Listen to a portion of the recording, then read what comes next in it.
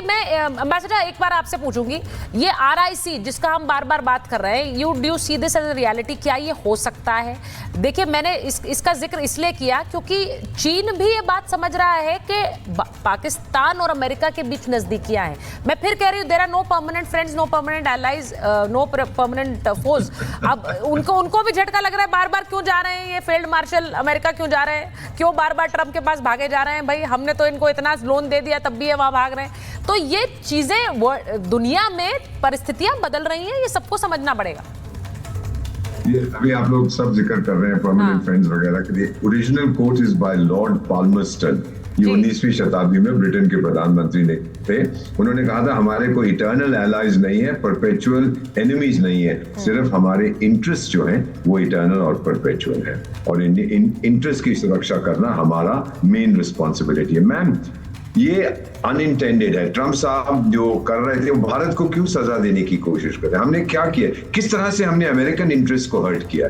आपका ख्याल है कि ट्रंप साहब परवाह करते हैं कि 10,000, 10 लाख, 1 मिलियन यूक्रेनियंस मर जाए, उसको कोई फर्क नहीं पड़ेगा? तो भारत ने क्यों नाराजगी? भारत तो अमेरिका के इंटरेस्ट को सर्व कर रहा था। भारत तो गया था कहने के लिए यूक्रेन से और रूस से, भाई दोस्ती करो, शांति करो। हम ही ने जाके किया, वो नहीं माने वो अलग बात है। So ma'am the important thing is Trump ने किया है, नाराज मुझसे इसलिए है कि मैं उसके सामने झुक नहीं रहा, और कोई का पर्सनली नहीं झुक रहा। अमेरिका के इंटरेस्ट जो है वो बहुत महत्वपूर्ण है मेरे लिए। अमेरिकन कंपनीज, मेरे बहुत दोस्त हैं मैम, वो कह रहे हैं ये आदमी देखो क्या कह रहा है, हमने तो भारत में इन्वेस्ट किया है, हम कहां जाएंगे? रूस में तो हम जा नहीं सकते, चीन हमको अंदर ही आने देगा, एक भारत ही तो मार्केट बचा है जहां पूंजी निवेश कर सकते हैं। तो मेरे ख्याल ट्रंप के साथ कोई बैठ के, वो तो बिजनेसमैन है, धंधे वाला है, बड़ी बड़ी कंपनियां बोलेंगी टाइगर ये क्या कर रहा है, खामोश हो जा। मेरा मानना है इस महीने के अंत से पहले, अब तो जो 50% टैरिफ वाले प्यूनिटिव टैरिफ वो सब खत्म हो जाएंगे मैम, क्योंकि रूस के साथ दोस्ती हो गई है, तो फिर ये ऑयल खरीदने का मुद्दा ही खत्म हो जाएगा। मेरा मानना है कि ट्रंप साहब रियलाइज करेंगे कि अगर उसका दुश्मन चीन है जो कहता है, तो एक ही देश है जो चीन के साथ टक्कर ले सकता है, thanks to people like general Bakshi और एयर कॉमोडोर बेल, और उस देश का नाम भारत है। India is America's best friend when it comes to controlling China. हाँ, चीन के साथ हम अपने संबंध मजबूत कर रहे हैं, इसका मतलब ये नहीं है कि हम अमेरिका के साथ खराब करें। ये कूटनीति नहीं है, हमारी डिप्लोमेसी द बेस्ट एवर, मुझे 52 साल हो गए, the best that I have seen.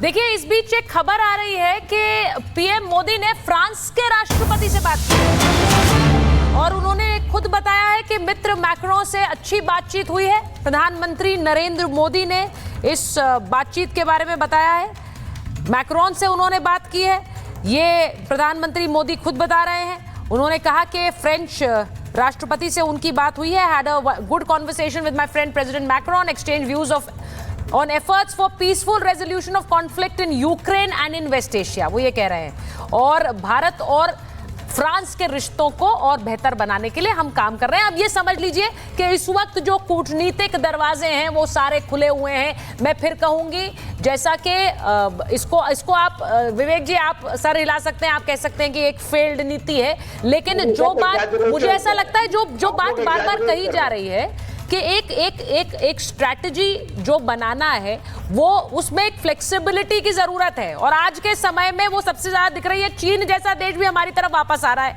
वो भी 2 कदम आ रहा है हमारी तरफ से, तो हम भी 2 कदम चलेंगे।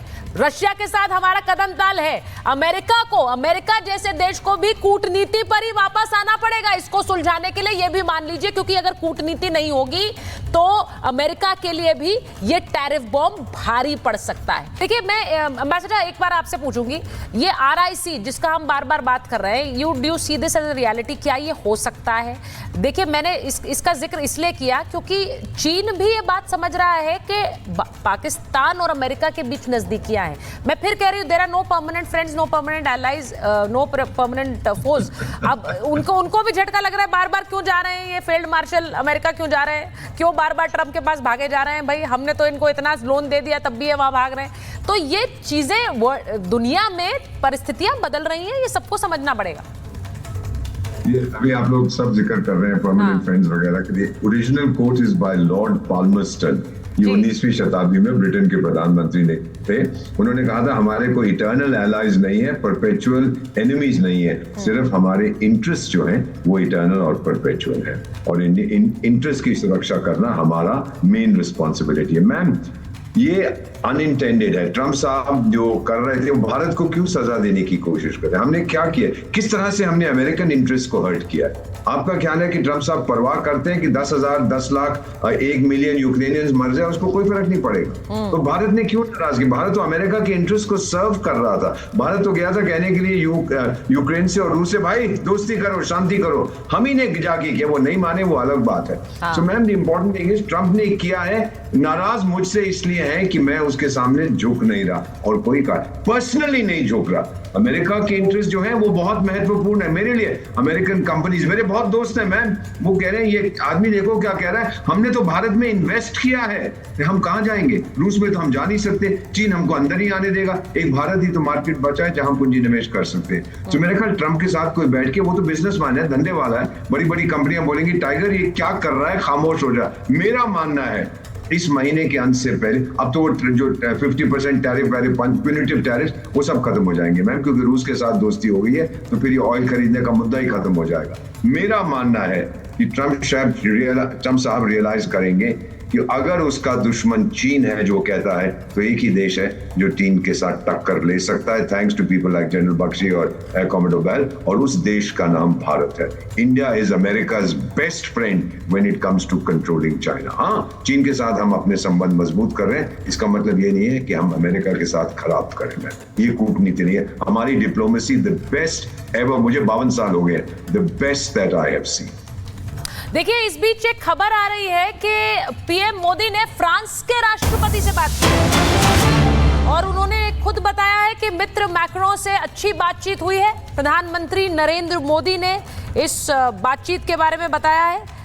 मैक्रोन से उन्होंने बात की है, ये प्रधानमंत्री मोदी खुद बता रहे हैं। उन्होंने कहा कि फ्रेंच राष्ट्रपति से उनकी बात हुई है। Had a good conversation with my friend president Macron, exchange views on efforts for peaceful resolution of conflict in Ukraine and in West Asia, वो ये कह रहे हैं। और भारत और फ्रांस के रिश्तों को और बेहतर बनाने के लिए हम काम कर रहे हैं। अब ये समझ लीजिए कि इस वक्त जो कूटनीतिक दरवाजे हैं वो सारे खुले हुए हैं। मैं फिर कहूंगी, जैसा कि इसको आप विवेक जी, आप सर हिला सकते हैं, आप कह सकते हैं कि एक फेल्ड नीति है, लेकिन जो बात मुझे ऐसा लगता है, जो बात बार बार कही जा रही है कि एक स्ट्रैटेजी जो बनाना है, वो उसमें एक फ्लेक्सिबिलिटी की जरूरत है, और आज के समय में वो सबसे ज्यादा दिख रही है। चीन जैसा देश भी हमारी तरफ वापस आ रहा है, वो भी 2 कदम आ रहा है हमारी तरफ से, तो हम भी 2 कदम चलेंगे। रशिया के साथ हमारा कदम ताल है। अमेरिका जैसे देश को भी कूटनीति पर ही वापस आना पड़ेगा इसको सुलझाने के लिए, ये भी मान लीजिए, क्योंकि अगर कूटनीति नहीं होगी तो अमेरिका के लिए भी ये टैरिफ बॉम्ब भारी पड़ सकता है। मेरे पास समय इतना ही था, बहुत बहुत धन्यवाद आप सब।